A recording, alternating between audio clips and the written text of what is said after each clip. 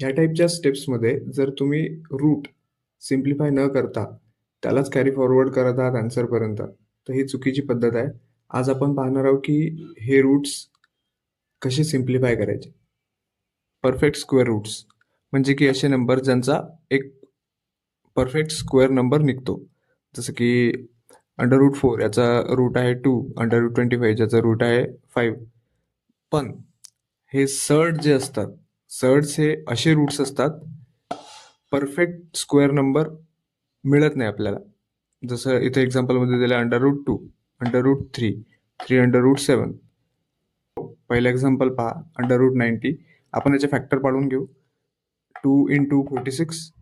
आणखी पुढे 46 ही 2 ने डिवाइड होतं, म्हणून 2 × 2 × 23. आता 23 हा आपल्याला प्राईम नंबर मिळाला, म्हणजे तो फर्दर डिवाइड होत नाही, म्हणून मग आपण यांना सेपरेट करून घेऊ. 2 × 2 वेगळे काढले रूटमध्ये, मल्टिप्लाइड बाय √23.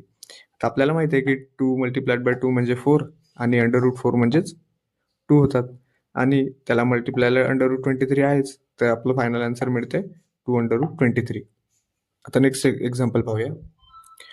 √468. तर हा पण एक परफेक्ट स्क्वेअर नंबर नाही. मग याचे पण फॅक्टर पाडायला सुरुवात करू रूटमध्ये. √2 × 234.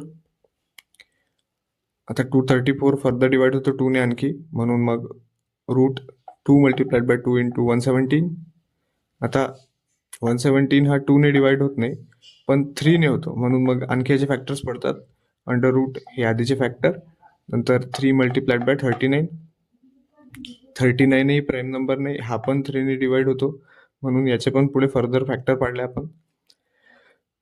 √2 × 2 आधीचे, मल्टिप्लाइड बाय 3 × 13.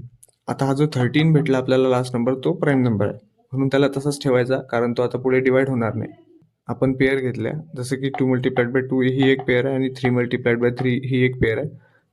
या पेअरमधून एक नंबर बाहेर काढला, त्याला मल्टिप्लायला या दुसऱ्या पेअरमधून एक नंबर बाहेर काढला, आणि पुढे मल्टिप्लाइड बाय √13 लिहिलं. आता 3 × 2 = 6 आणि राहिलेलं हे √13, जे की आपला प्राईम नंबर होता. तर असं आपल्याला फायनल आन्सर मिळते. आता हे जे √92 आहे, हे आणखी कसं शॉर्ट पद्धतीने आपण सोडू शकतो ते पाहू. √92 याचा असा नंबर घेतला जो की त्याचा फॅक्टर आहे आणि परफेक्ट स्क्वेअर पण आहे, जो की आहे 4. मग √4 × 23. आता आपल्याला माहिती आहे की 23 प्राईम नंबर आहे, म्हणून 23 रूटमध्ये ठेवला आणि 4चं रूट होते 2, तो घेतला बाहेर, म्हणजे आपला फायनल आन्सर 2 √23 आला. आता तुम्ही कमेंटमध्ये टाका की √50चा आन्सर काय येईल.